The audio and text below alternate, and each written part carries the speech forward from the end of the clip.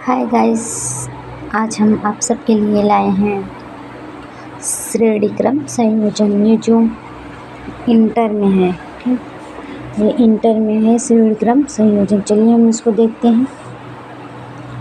संधारित्र का ऐसा संयोजन जिसमें प्रत्येक संधारित्र का अंतिम सिरा अगले आने वाले प्रतिरोध के पहले सिरे से जुड़ा होता है, उसे श्रेणी क्रम संयोजन कहते हैं। अब आप लोग कंफ्यूज मत होइए।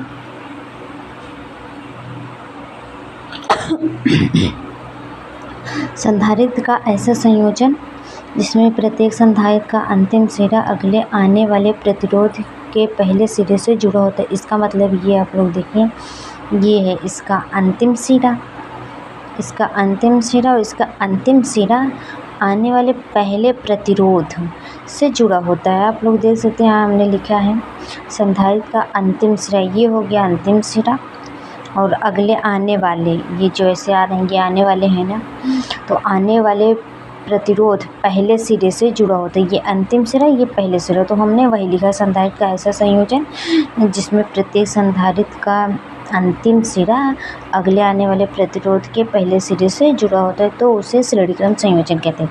आप लोग ये देख सकते हैं, हमने ये डायग्राम बनाया है और इसका डेरिवेशन भी हमने किया है। ये देखिए, संधारित्र के इस प्रकार के संयोजन में आवेश का मान समान होता है किंतु विभव का मान भिन्न भिन्न होता है। ये विभव, वी से विभव, इसका मान भिन्न भिन्न होता है। सी से कैपेसिटर आप लोग जानते हैं, संधारित्र होता, धारिता होता है, और ये क्यू से आवेश होता है। तो ये तुल्य, चलिए हम इसको देखते हैं। तो यहाँ किंतु विभव का मान भिन्न भिन्न होता है। हम जानते हैं कि C is equal to Q upon V.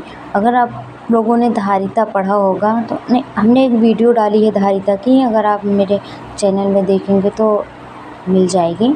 तो यहाँ हमने वो फार्मूला बताया है, धारिता की डिफिनेशन भी दी है। तो ये C is equal to Q upon V, तब अगर V upon C upon Q, ये यहीं से आया है। आइए हम आप लोगों को ये छोटा सा डाउट है, हम क्लियर करते हैं। यहाँ हमने लिखा C is equal to Q upon V. अगर हम इसका त्रियक गुणा करते हैं, ये और ये, तो यहाँ होगा क्या, C V is equal to Q. अगर हम इसको वो करेंगे तो यहाँ होगा C is equal to upon V. तो यहाँ हो गया, ये क्यों ऐसे उतर गया, इज इक्वल टू वी। ये जो गुणांक होते हैं हमेशा नीचे, सॉरी बच्चों, यहाँ ये वी, ये गलत है, तो हम आपको अच्छे से बताते हैं। C is equal to Q upon V, इसका अगर हम त्रियक गुणा करेंगे, C is equal to upon Q, यहाँ क्यों होगा, यहाँ C अपॉन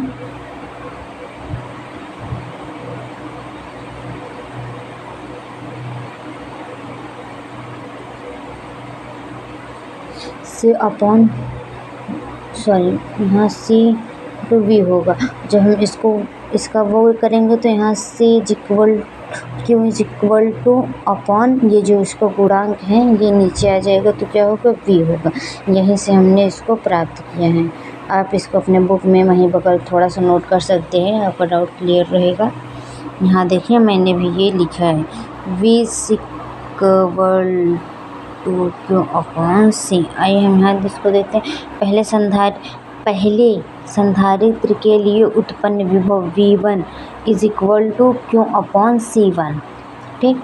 यहाँ V2, यहाँ मतलब यही बार बार लिखना पड़ता, तो मैंने यहाँ डायरेक्टली कर दिया। अगर आपको हिंदी में लिखना होगा तो आप इतना पूरा लिख कर और यहाँ ऐसे कोष्टक में V2 लिख सकते हैं, is equal to Q upon C2। और यहाँ V3 is equal to Q upon C2। यहाँ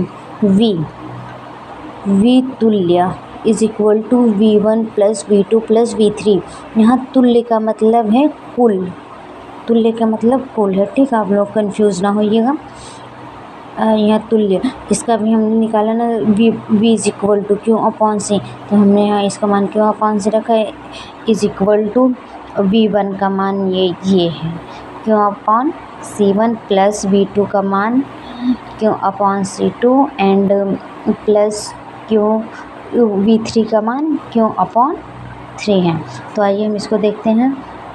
अब यहाँ ये वाला सेम ऐसे यहाँ हम इसको लिख लेंगे इज इक्वल। देन यहाँ आप लोग देखिए अगर ध्यान से, क्यों क्यों क्यों ये तीनों यहाँ ये तीनों क्यों हैं और ये तीनों क्यों है, तो यहाँ हम इसको कॉमन ले लेंगे तो हम कोष्टक बंद करेंगे। उसमें जब कॉमन ले लेंगे तो वहाँ एक बचता है, ठीक। वहाँ 1/C1 plus 1/C2 plus 1/C3 हो गया।